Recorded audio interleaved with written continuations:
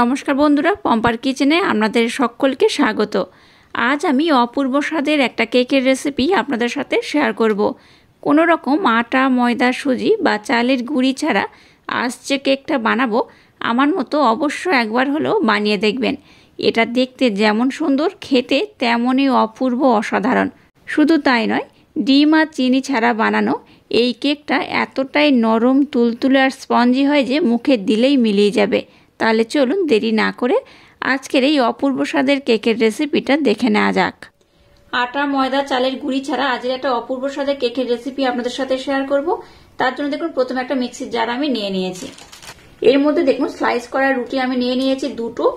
দুটো স্লাইস করা রুটি আমি এর মধ্যে এইভাবে টুকরো টুকরো করে দিয়ে দেব।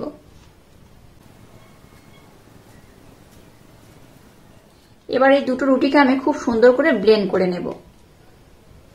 দুটো স্লাইস রুটি দেখুন খুব সুন্দর করে আমি ব্লেন্ড করে নিয়েছি। আবার এই মিক্সির জারটাকে নিয়ে নিলাম। এর মধ্যে দিয়ে দেবো 200 গ্রাম ছানা। ছানাটাকে একটু ভেঙে দিলাম। আর দিয়ে দেবো হাফ বাটি লিকুইড দুধ। এবার এই ছানাটাকে আমি খুব সুন্দর করে ব্লেন্ড করে নেব।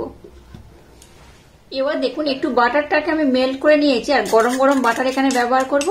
2 চামচ থেকে 3 চামচের মতো বাটার দিলেই হবে। আপনাদের হাতের কাছে বাটার না থাকলে আপনারা কিন্তু বাটারের পরিবর্তে সাদা তেলও ব্যবহার করতে পারেন। তো 3 চামচের মতো বাটার আমি দিয়ে দিলাম। এর মধ্যে দিয়ে দেবো 2 চামচ ব্লেন্ড করে রাখা মিছরি। আপনারা চাইলে এখানে কিন্তু চিনিও ব্যবহার করতে পারেন। এবার আমি এই বাটার আর চিনিটাকে খুব সুন্দর করে একটু এইভাবে ব্লেন্ড করে নেব। একটু আলতো করে ব্লেন্ড করলেই হবে। এখানে আমি আর একটু উপকরণ অ্যাড করব, তো এটাকে একটু প্রথমে ব্লেন্ড করে নেব। বাটার আর মিছরিটাকে দেখুন একটু ভালোভাবে আমি মিক্সড করে নিয়েছি। এখানে যে আমি মিছরি ব্যবহার করেছি, পরিমাণটা কিন্তু আপনারা কম বেশি করে ব্যবহার করবেন। মিষ্টি যদি খেতে বেশি পছন্দ করেন তাহলে মিষ্টির পরিমাণটা একটু বেশি দেবেন।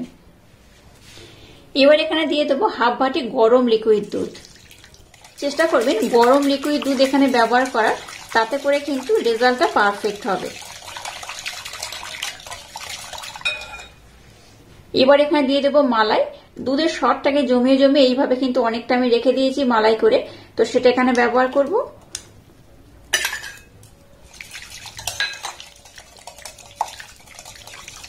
এখানে আমি আটা, ময়দা, সুজি, চালের গুঁড়ো কোনো কিছুই কিন্তু অ্যাড করব না। ছাড়াই অপূর্ব স্বাদের আজকে যে কেকটা বানাবো আশা করছি আপনাদের ভীষণ ভালো লাগবে। সমস্ত উপকরণ দেখুন খুব সুন্দর করে আমি ব্লেন্ড করে নিয়েছি। এবার যে রুটিটাকে আমি খুব সুন্দর করে ব্লেন্ড করলাম সেটার মধ্যে দিয়ে দেব। সম্পূর্ণটাই দিয়ে দিলাম।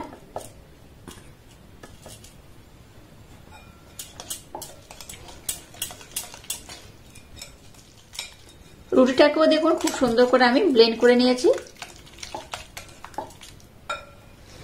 এবার দেখুন যে ছানাটাকে আমি ব্লেন্ড করলাম সেটার মধ্যে আমি দিয়ে দেব।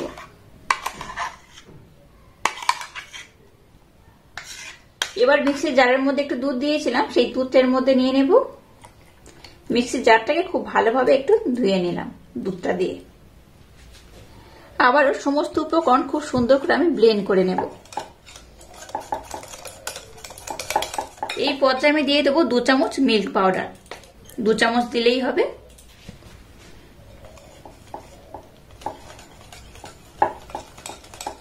একদম ইউনিক পদ্ধতিতে আজকের যে কেকটা বানাচ্ছি আশা করছি আপনাদের ভীষণ ভালো লাগবে।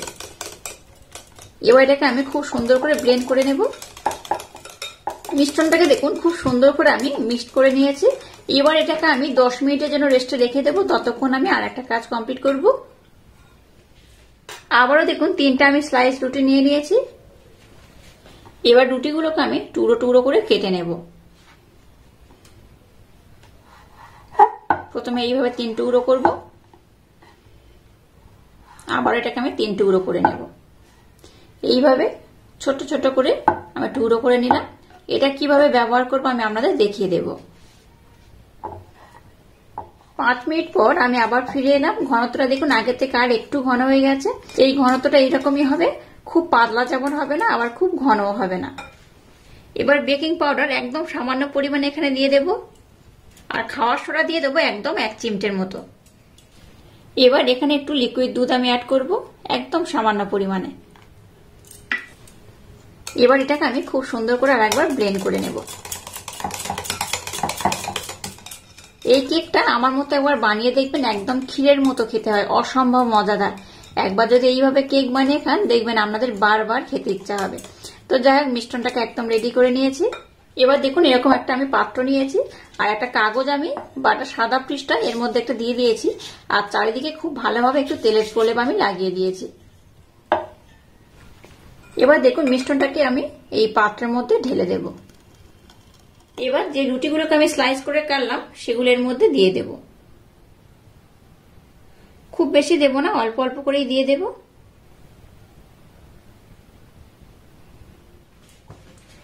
দেখুন স্লাইস রুটিগুলোকে এই মধ্যে আমি দিয়ে দিয়েছি। এবার একটু এইভাবে নাড়াচাড়া করে ট্যাপ করে নেব। এবার দেখুন নিয়েছি একটা 10 টাকা দামের ডেয়ারি মিল্ক। এই ডেয়ারি মিল্ক চকলেটটাকে এবার আমি উপর থেকে দিয়ে দেব।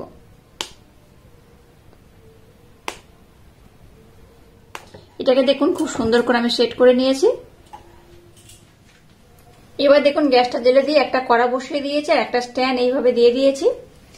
এবার এই মিশ্রণটাকে এর মধ্যে আমি বসিয়ে দেব।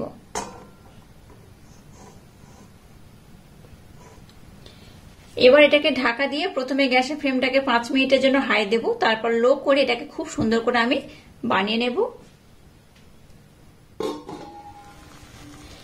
দেখুন ইউনিক স্টাইলে যে কেকটা বানিয়েছি কত সুন্দর দেখতে হয়েছে। দেখুন কেকটা কিন্তু খুব ভালোভাবে হয়ে গেছে। এবার আমি গ্যাসটাকে বন্ধ করে দেব। গ্যাসটা বন্ধ করার আগে আমি আপনাদের দেখিয়ে দিচ্ছি এটা কত সুন্দর হয়েছে আর হয়ে গেছে কিনা। একদম ছানা দিয়ে বানানো। এই দেখুন এই যে কাঠিটা নিয়েছি তার গায়ে কিন্তু কিচ্ছু লেগে নেই, দেখে বুঝতেই পারছেন একদম পরিষ্কার হয়ে উঠে গেছে। তার মানে কিন্তু এই কেকটা একদম রেডি হয়ে গেছে। আর উপরে যেহেতু চকলেট দিয়েছিলাম তার জন্য দেখতে খুব সুন্দর হয়েছে। এবার উপরে পোর্শনটাকে আর একটু লাল করার জন্য কি করব, গ্যাসটাকে বন্ধ করে এটাকে ঢাকা দিয়ে আমি 1 ঘন্টার জন্য রেখে দেব। তাতে করে কি হবে, কেকটা খুব ভালোভাবে ঠান্ডা হয়ে যাবে আর উপরের কালারটাও খুব সুন্দর হবে। এবার এটাকে ঠান্ডা করে নেওয়ার পর আমি আপনাদের দেখাবো এটা কত সুন্দর হয়েছে। কেকটা ঠান্ডা হতে দেখুন ফুলোটা কিন্তু বেশ অনেকটা কমে গেছে। তো যখন গরম ছিল বেশ কিন্তু ফুলে গেছিল। এবার এটাকে এইভাবে ছুরির মাধ্যমে একটু ডিমোল করে নেব। একটু ডিমোল করে নিলে কি হবে, এটা তুলতে খুব সুবিধা হবে।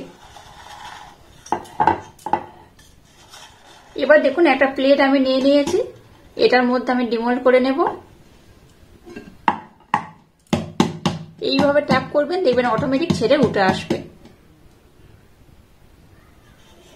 এই দেখুন কেকটা কিন্তু খুব সুন্দর হয়েছে আর এইভাবে কিন্তু ছেড়ে উঠে এসছে, দেখে বুঝতেই পারছেন।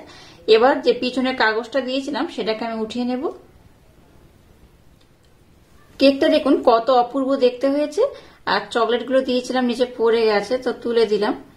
এই চকলেটগুলো দেওয়ার জন্য কিন্তু এটা দেখতেও সুন্দর হয়েছে, খেতেও কিন্তু অপূর্ব অসাধারণ হয়। এবার এটাকে আমি কেটে দেখাচ্ছি আপনাদের এটা কত সুন্দর হয়েছে। এবার দেখুন একটা ছুরি নিয়েছি, ছুরির মাধ্যমে আমি আপনাদের কেটে দেখাবো এটা কত অপূর্ব হয়েছে। এটা কিন্তু ভীষণ নরম তুলতুলে হয় আর মুখে দেওয়া মাত্রই দেখবেন মিলিয়ে যাবে, এটা এতটাই অপূর্ব খেতে হয়। উঠিয়ে দেখাচ্ছি এটা কত সুন্দর হয়েছে। দেখুন কতটা নরম, কতটা তুলতুলে, কতটা স্পঞ্জি। একদম ছানা আর দুধ দিয়ে বানানো যেহেতু, সেহেতু একদম তো নরম তুলতুলে স্পঞ্জি হবে, দেখে বুঝতেই পারছেন। আর একদম ইউনিক পদ্ধতিতে বানিয়েছি, আশা করছি আপনাদের ভীষণ ভালো লাগবে। আর আজকের এই ইউনিক স্টাইলে কেকের রেসিপিটা যদি আপনাদের ভালো লাগে তাহলে চ্যানেলটাকে লাইক, শেয়ার, কমেন্ট এবং সাবস্ক্রাইব করবেন আর পাশে থাকা বেল আইকনটা প্রেস করে দেবেন। তাহলে টাটা, আবার দেখা হচ্ছে নতুন কোনো রেসিপি নিয়ে।